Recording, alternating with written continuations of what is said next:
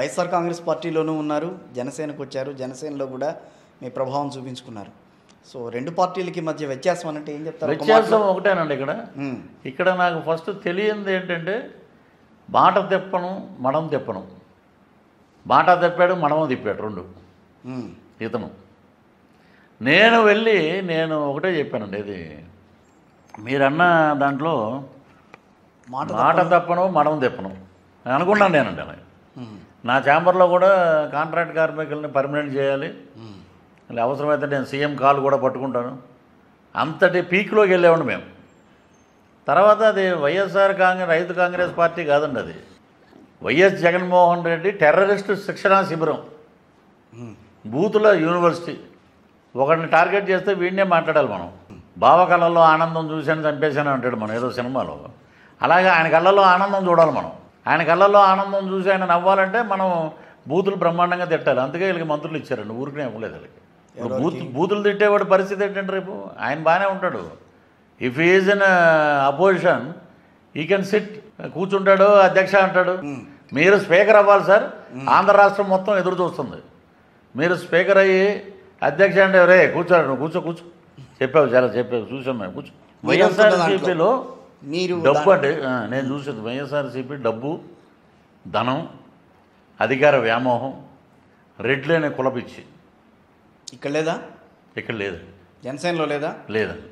కాపులన్న ఇది కాపులే ఉండాలన్న, కాపులే ఉండాలి, కాపులే పరిపాలించాలని అతను ఉన్నాడండి. ముద్రగడ్డ, భద్రగడ్డ. మేము తిరుపతిలో పవిత్ర ప్రెస్ క్లబ్లో పవిత్రమైన ప్రదేశం కాబట్టి రేపటి తిరిగి రిజల్ట్ వచ్చినట్టు టైం లేట్ అవుద్ది, ఈలోపే నీకు నామకరణ మహోత్సవం చేద్దాం. పద్మనాభరెడ్డి తిరుపతిలో నామకరణం చేసాము. ఇతను ఏంటంటే అండి సరే కాపులే అనుకుందాం, ఒక లీడర్ వచ్చినప్పుడు ఆ లీడర్ని సరే మనవాడు మన దగ్గర నుంచి వచ్చాడు, మనం నిలబెట్టాలి, అతన్ని మనం బ్రహ్మాండంగా ముందుకు తీసుకెళ్ళాలి అని చెప్పి ఉండాలండి. పెద్దోడు ఎవడైనా నీళ్ళల్లో ఉన్నవాడిని పైకి లాగి మేమున్నాం నీ వెనకాల, నువ్వు పద, నువ్వు మేము తిరుగుతాం, ఎవడు జగన్మోహన్ రెడ్డి ఎవడు అది ఇది అని మాట్లాడాలి. నువ్వు పొద్దున్న లేస్తే నువ్వు ద్వారంపూడి చంద్రశేఖర్ రెడ్డి సంఖ కింద ఉన్న మనిషివు, నువ్వు నీ నీ నీ చుట్టూరు ఉన్న రెడ్ల సామ్రాజ్యం, నువ్వేమో అదేదో మేకవన్న పులిలాగా నువ్వేమో అక్కడ ఉప్మారెడ్డి అంటారండి చాలామంది ఈస్ట్లో. ఉప్మా పంపించారు ఆయనకి, రైలు యాజిటేషన్ చేయించావు, మరి ఆ కాపుల రిజర్వేషన్ గురించి నువ్వేమో మాట్లాడలా. సోషల్ మీడియాలో నన్ను ట్రోల్ చేస్తారని చెప్పి తలుపులన్నీ వేసుకున్నావు, గన్నేమో ఇక్కడ పెట్టుకున్నావు. ఒకప్పుడు తీపిగా ఉన్న ముద్రగడ తర్వాత వెదురుగడ అయ్యాడండి. రేపొద్దున ఏం చేస్తాడంటే తలుపులు వేసి గంట ఇక్కడ పెట్టుకుంటాడు, కాల్చుకున్నా కూడా ఎవడు పట్టించుకోడు. ఇతను ఏంటంటే అవకాశవాద రాజకీయవేత్త. సో మీలాంటి కుల పెద్దల దానికన్నా మా ఊర్లో తాడేపల్లిగూడెంలో బొలిశెట్టి శ్రీనివాస్ ఉన్నాడండి, మాకు సీనియర్. ఏ చిన్న సమస్య వచ్చినా ఎమ్మెల్యే కాకపోయినా అతను పరిగెట్టుకెళ్ళి నిలబడేవాడు. అతనే నాయకుడు అండి, అతనే కులానికి పెద్ద ఆ ఏరియాకి. నేను అది నమ్ముతానండి. అది పవన్ కళ్యాణ్ గారు వచ్చి ఏం చెప్పారు, గోవిందుడు అందరవాడు, is not one caste man. Ranga గారు కూడా కాపులే, బట్ అతను చేసిందంతా పేదవాళ్ళకి, బడుగు బలహీన వర్గాలకి. ఏంటంటే ఒక స్టిక్కర్ అంటించేశారు, నేను కాపు అంటారు. ఒకటే సార్, 2 ఇంజిన్లు అండి, ఒక ఇంజిన్, కులం అనేది ఒక ఇంజిన్. కాకపోతే కాపులు అని అన్నారు కాబట్టి కాపు కులం ఒక రైలు ఇంజిన్ లాంటిది. ఎక్కేవాడిని తోసేస్తుంటే ఇంకేంటంటే ఎప్పుడు నిండుద్ది ట్రైను, ఎప్పుడు మన లైఫ్ అంతా ఆర్ఏసీ బతికేనా? అది కరెక్ట్. ఎవడెవడిని రానివాడు. చిరంజీవి గారు వచ్చారు, పాపం ఆయన సామాజిక న్యాయం అని పెట్టి, రామారావు గారి తర్వాత అరే సామాజిక న్యాయం అని చెప్పి అందరికీ టికెట్లు ఇచ్చారు, అది ఇది అన్నారు. అతను భ్రష్టు పట్టించేశారు, అయిపోయింది అతనిది. ఆయన ఇంకా వద్దులే రాజకీయాలు అనుకుని చెప్పి ఆయన మీద ఎంత ప్రెజర్ పెట్టి ఆయన పార్టీ మార్పించారనేది అందరికీ తెలుసు. సో ఆయన ఒకటే అనుకున్నాడు, ఇంకా మనకి అనవసరం ఇది, సో అని చెప్పి సినిమా రంగానికి వచ్చాడు. ఆయన అభిమానం గలవాడు, మాట పడ్డు, మాట్లాడు. సో మేము అడిగాం అన్నయ్య అంటే మనకెందుకు ఇవన్నీ, నేను ఎవరిని పల్లెత్తు పరుష పదజాలం నేను వాడను, నాలాంటి వాడికి రాజకీయం. ఇంత సున్నిత మనస్తత్వం ఉన్నవాళ్ళు నిలదొక్కుకోగలరా రాజకీయాల్లో?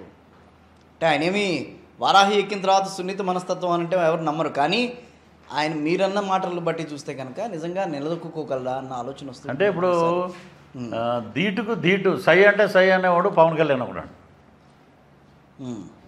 Pawan Kalyan is not a board member, is not a ward member. But ఆయనలో ఉన్న సిన్సియారిటీ, హానెస్టీ చూసి భారతదేశ ప్రధానమంత్రి మోదీ నరసరావుపేట బహిరంగ సభకు వచ్చాడండి. That is the power of Konidela Pawan Kalyan.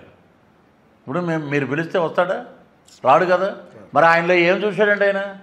Is a honest man, is a trying for doing something for poor people. People నుంచి వచ్చినోడే ఒరిజినల్ లీడరు. కోట్లు పెట్టి బీ ఫారం కొనుక్కున్నవాడు is not a good leader, is a commercial man, is MP or MLA. So అలాంటి వాళ్ళు 21 మంది including Pawan Kalyan గారితో పాటు 21 మంది సెలెక్ట్ అయ్యారండి. అనకాపల్లి సీటు నాగబాబు గారికి ఇచ్చారు, ఎందుకు ఇవ్వలేదు సార్ అని మేమందరం అడిగితే అనకాపల్లి సీటు సీఎం రమేష్ గారి కోసం కేటాయించమని సెంట్రల్ గవర్నమెంట్ ఆదేశించింది. అక్కడ ఫ్యాక్టరీలు కడతాడు ఆయన, ఉపాధి అవకాశాలు బ్రహ్మాండం ఉంటాయి. పీపుల్ అందరూ లోకల్ అని చెప్పి అతని చుట్టూ తిరిగిపోయారండి సీఎం రమేష్ గారి చుట్టూ. వీళ్ళు ఎక్కడైనా పాచిక పారలేదనుకోండి, ఏం చేస్తారంటే నాన్ లోకల్ అని పెడతారు. మరి నీ తల్లిగారిని తీసుకొచ్చి వైజాగ్లో పెట్టి వైఎస్ విజయమ్మని ఎంపీగా పోటీ చేస్తే she is also non local. ఇది ఇలాంటివండి. అంటే సామధాన భేద దండోపాయాలన్నీ చేస్తారు. ఆవిడ వంగాగీత గారు ఏడుస్తుంటాయి లాస్ట్లో, నన్ను వెళ్ళిపోమంటున్నారు పిఠాపురం వదిలంటే. డిప్యూటీ సీఎం చేస్తా అన్నాడు. మరి ఆ గ్రంథి శ్రీనివాసు పవన్ కళ్యాణ్ మీద గెలిచినోడే, ఆయన డిప్యూటీ సీఎం ఎందుకు చేయలేదు? కూరగాయలు అమ్ముకుంటా కూడా పనికి రాకుండా చేశాడు అతను. ఇక్కడ తిప్పల నాగిరెడ్డి గెలిచాడు, ఆయన్నే డిప్యూటీ సీఎం చేయొచ్చు కదా. అతను ఇంక రాజకీయాలకు పనికిరావన్నట్టుగా అతను ఉన్నాడు.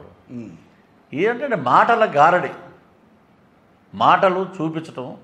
జనాలు బటన్లు, వాళ్ళ ఎమ్మెల్యేలే ఉన్నారండి చాలామంది, పేర్లు అనవసరం. బటన్ నొక్కితే పృథ్వీ గారు హైదరాబాద్ వస్తారండి, మా ఫిలింనగర్ కల్చరల్ క్లబ్లో కనపడతారు, లేకపోతే ఏదో మా సినిమా ఫంక్షన్ ప్రైవేట్ ఫంక్షన్ అప్పుడు, లేకపోతే వాళ్ళ గెట్ టుగెదర్ జరిగినప్పుడు మేము వెళ్ళి కలుస్తుంటాం. వాళ్ళు ఏమన్నారంటే బటన్ నొక్కితే ఆయన పేరు వస్తుంది, మాకేం పేరు వస్తుందంటే